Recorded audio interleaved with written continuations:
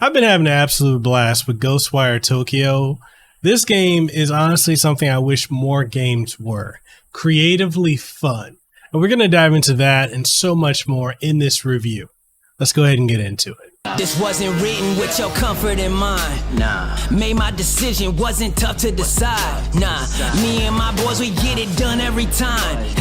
Gotta earn it, you can't just jump in the line. You'll get rushed to the side.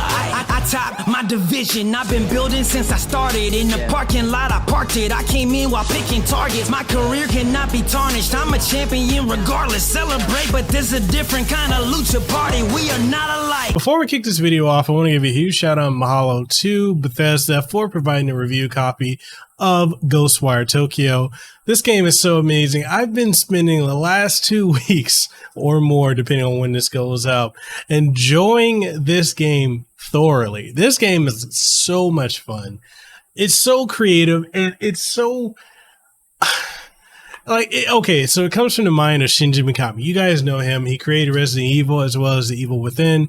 And basically he went to this and decided to do something completely different. Yeah, you've got the supernatural elements, you've got some horror elements, but it's not particularly a horror game because there's no sense at any point where you feel like you're ill-equipped or overwhelmed by enemies, because in some ways, you're always going to feel overpowered or powerful enough to take on just about any challenge. But that's not the point of this game. It's the fact that this game is so creatively original. Like, okay, we're going to go ahead and get into the review so I can describe what I mean when I say that. Before we do that, make sure you like the video, sub to the channel if you haven't already. And if you want to pick up a copy of this game, I will have links down below. That way you can get it. And if you want to support the content we do have Patreon over on patreon.com/Mekel Kasanova, as well as channel memberships as well for YouTube. So make sure you check those out as well. And merch over on Teespring and TeePublic. All that being said, let's go ahead and get into this review of Ghostwire Tokyo.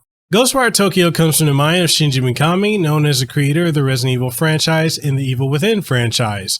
Games like Ghostwire Tokyo are a rare breed these days, and I truly do wish we had more titles that were as creative and imaginative as this one is, by mixing in adventure, action, supernatural powers, and horror all in one. Ghostwire Tokyo is set in modern-day Tokyo during and after a paranormal event occurs and causes nearly all of the people of Tokyo to disappear, while yokai and vengeful spirits overrun the city. Our protagonist, Akito, is the lone survivor of the mist that took away the inhabitants of Tokyo and has merged with, or in many other ways you could say he was possessed by, a spirit named KK. Akito must dive into the city to learn more of what is occurring, as well as team up with the rogue spirit KK and battle the evils that blankets the city, all while collecting the spirits of lingering Tokyo residents. Akito's goal is to find and save his sister, while KK's goal is seeking revenge for not only his death, but the death of those he loves. Ghostwire Tokyo is an open-world action-adventure first-person RPG with some horror elements thrown in.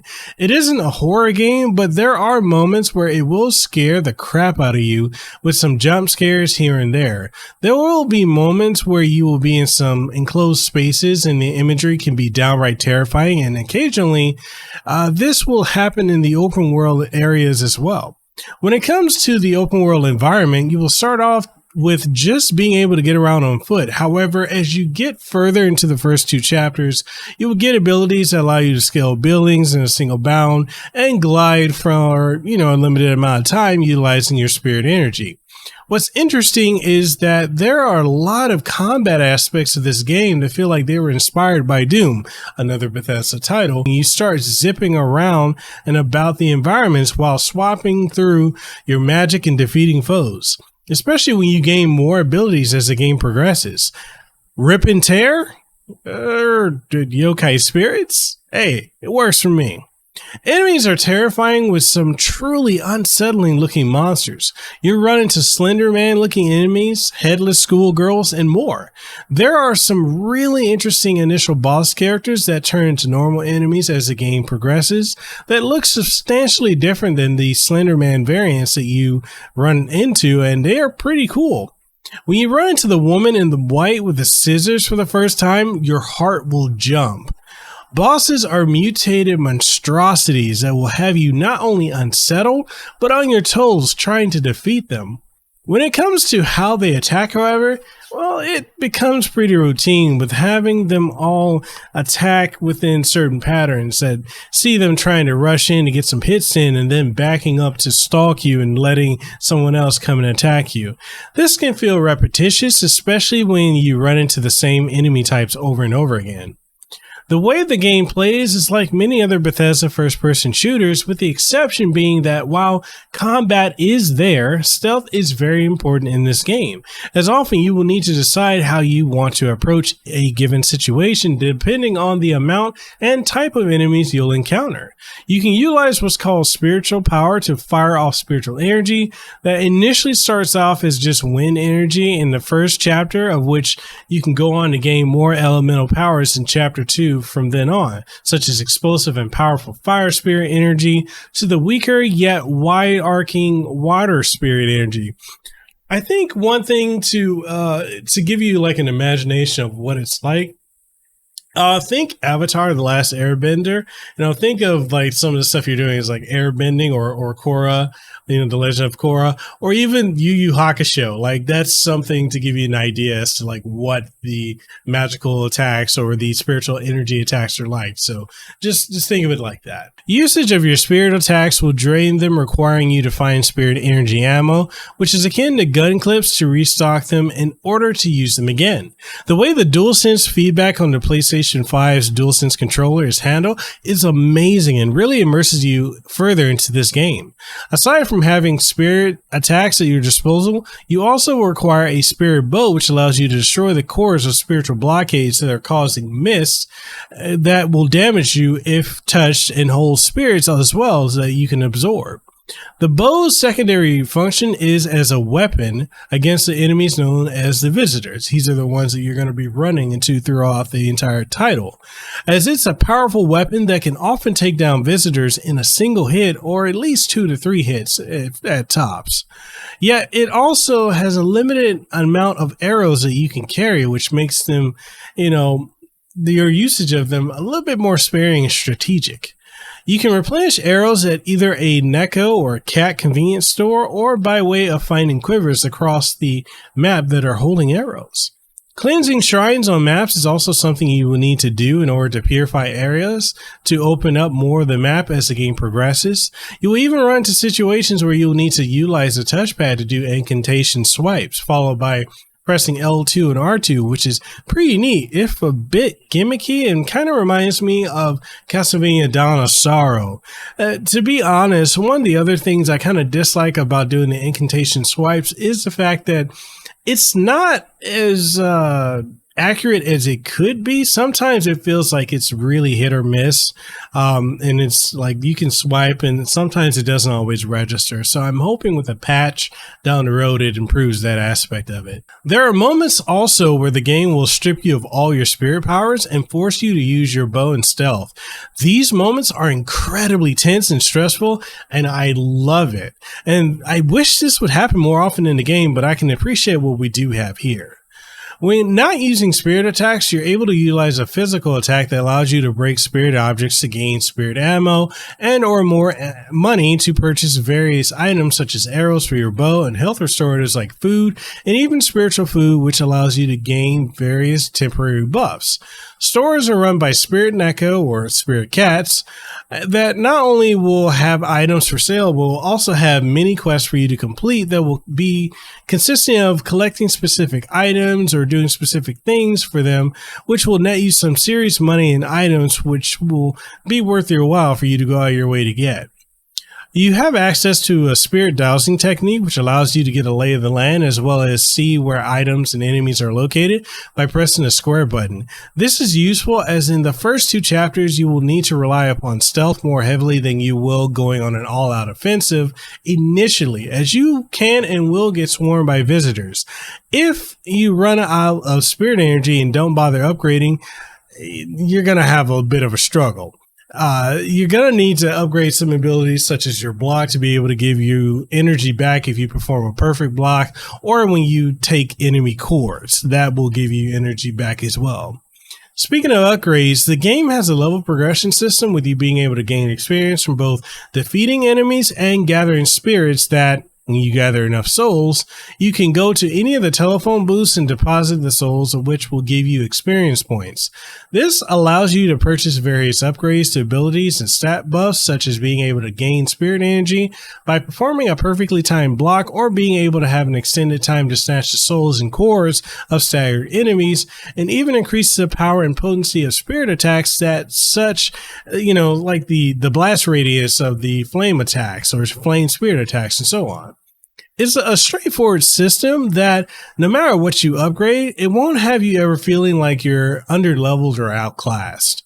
There are tons and tons of side quests that you can dive into. They are opened up by expanding more of the map and speaking to some of the lingering spirits that have something tying them to the world. You can even speak to cats and dogs and read their minds, or rather communicate with them telepathically, and even give them food and pet them. Of course, the dogs are going to be a lot easier to work with than the cats because the cats are stubborn, as they are in real life, but that's neither here nor there. They can often lead you to side quests and various items too, so do keep that in mind. Graphically, the game looks outstanding, although when compared to Horizon Forbidden West or Elden Ring, it does lose some of that luster. The city of Tokyo is awe-inspiring with how detailed it looks. You'll be exploring areas such as the Shibuya Crossing, back alleyways, graveyards, shrines, subway stations, and the game has a few graphical mode choices to choose from to make all of this look even better, such as quality mode, and there's also a performance mode and 2 additional modes which I'll get to shortly. Quality mode gives you a capped 30 frames per second with ray tracing and brilliant lighting and 4K visuals, while the performance mode is a silky smooth 60 frames per second that doesn't utilize ray tracing or have the same high resolution visuals. There are 2 additional graphics modes to choose from that can give you the ability to have an unlocked frame rate as well as VSync as well. But personally, I stick with the performance mode because it runs so smoothly and is the best when it comes to the gameplay for me. The voice acting is also pretty good, although that's if we're talking about the Japanese voice acting, which to me is stellar. While the English voice acting, I feel it's serviceable, if a little bit phoned in, and could be a lot better than what it is. Akito and KK have a good dynamic of banter between each other, as they will argue and bicker with each other in what I feel is a buddy cop kind of way. And, let's go ahead and wrap it up. Ghostwire Tokyo is a fun title to dive into, albeit with a few drawbacks here and there that do keep it from greatness. Yet, it is still a great next step for Tango Gameworks and Shinji Mikami. The game's combat system is amazing, the upgradability is awesome, there's a variety and creativity to this open world that is just bustling and just unlike anything I've played in recent years.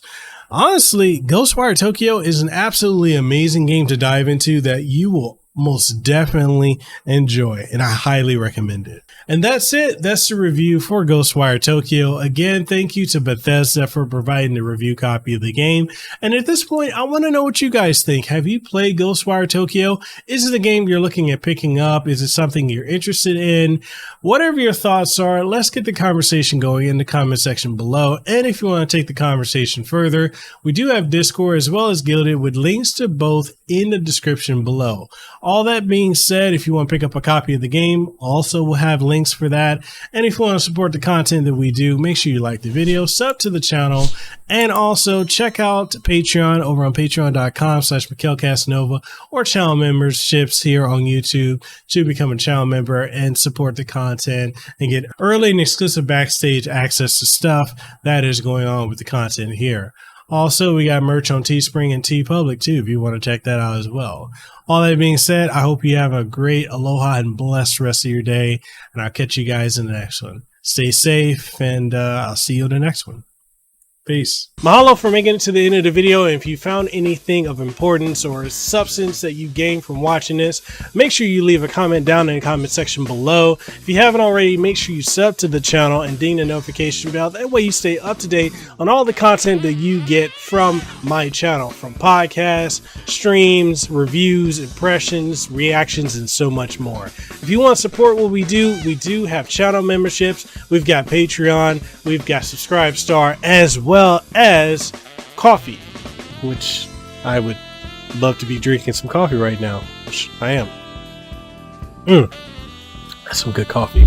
But anyway, we got all of that, and we also have merch on Teespring and TeePublic, so make sure you go check that out. And all that being said, I just hope to see you in the next video that I put out. So hey, see you around.